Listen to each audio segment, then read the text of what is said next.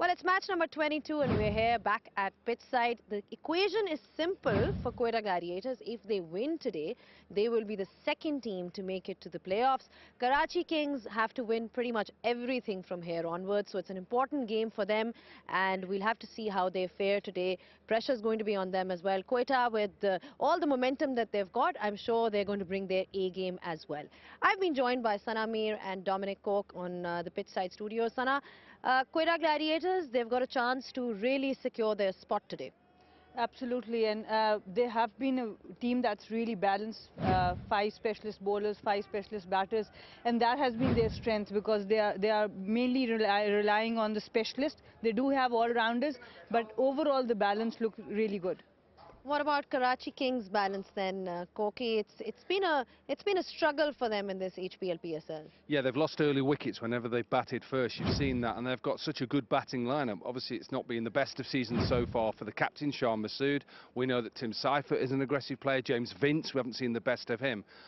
So they need to get runs on the board, or when they're chasing, they need to make sure they get off to a good start. Ultimately, it's not must win because they can still stay in the competition even if they lose today. But it's about now trying to get a bit of that word that we don't like to use, momentum, towards the end of this competition. They have to win today simply.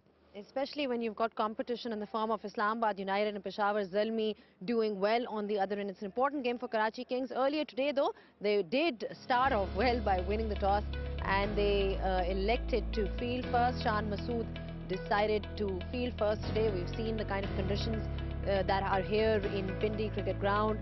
They've been rather batting friendly, but it's about whether they're making changes and really executing their plans today. Right, so let's have a look at Quetta Gladiators then. First up, Sana, a couple of changes for them. They've brought in Muhammad Amir back and Hasnain, the 2 seamers are back for them. Yes, they've really spiced up their bowling, leaving out Sohail Khan and Mohammad Wasim Jr. And as we talk about their batting, the top order looks really good with Jason Roy and Saud Shakil, especially at the top, and the youngster Khwaja Nafe. There's so much talk about him. So overall, Amir will be definitely taking on his old team, Karachi Kings, so it's going to be a good contest. Should be a good contest. When you look at Karachi Kings, the good news for them, Koki, is that Kyron Pollard is back. Yeah, he replaces Lias Deploy at number 4, and he's been probably one of the reasons why they've kept themselves in games at times, because of his heroics, not just with the bat but in the field as well. They need more from that top order. It's simple. I said it just a minute ago. Shah Masood, Tim Seifert, James Vince, Pollard, Shoaib Malik. They've got to make sure that they actually perform a little bit better. And then with the ball, I think it's a good decision for them to come out in a day game here, have a ball first, to see what they're chasing down. Their last game they couldn't chase down, what was against Multan, 190. They were 169 for 7. But on this sort of pitch, in these sort of conditions, start well with the ball and then look to chase whatever that is set. The last time these two teams met, it was an absolute thriller. Sherfield Rutherford really won it for them in the end.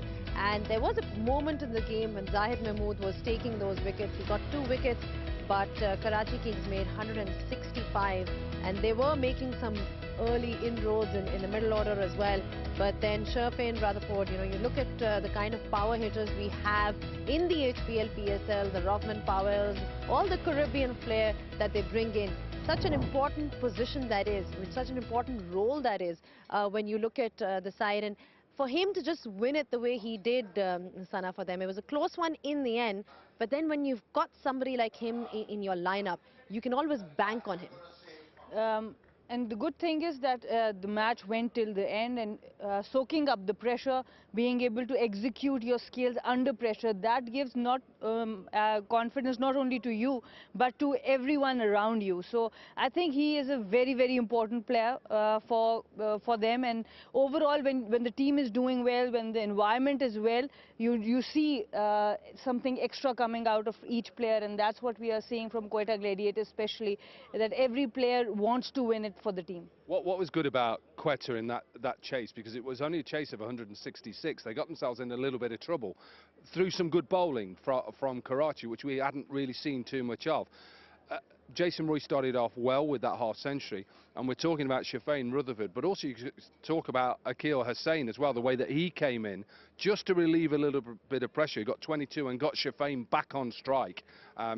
Karachi need to bowl better at the end. I know I keep going on about it. It's about sensibly assessing how to bowl at the end, what is the best options for me to take as a bowler at the end, and both sides on these sort of wickets have got to make sure that they execute their plans a little bit better than that we've seen already here.